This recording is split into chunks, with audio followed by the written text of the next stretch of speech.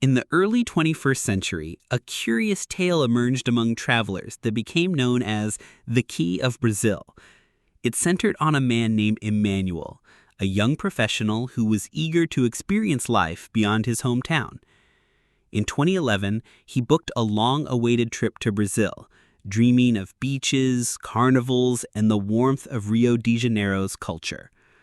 On the morning of his departure, Emmanuel was in such a rush that he left behind something very simple yet very important: his apartment key. At first, this seemed like a trivial mistake. However, when he landed in Brazil and tried to contact his family back home, the story began to spread. Friends joked, "Emmanuel has gone to Brazil, but his key has remained a prisoner at home." Over time, the phrase became symbolic in his community. People used it as a metaphor for journeys begun with enthusiasm but without proper preparation.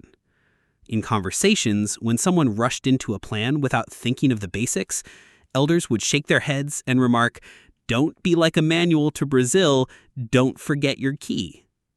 The small event took on a larger meaning. It illustrated how ordinary oversights can become historical anecdotes, remembered long after the event itself. Just as explorers of the past carried compasses and merchants safeguarded trade routes, Emmanuel's missing key reminded people of the importance of foresight in daily life. Though he enjoyed his stay in Brazil, Emmanuel returned home to find his key faithfully waiting where he had left it.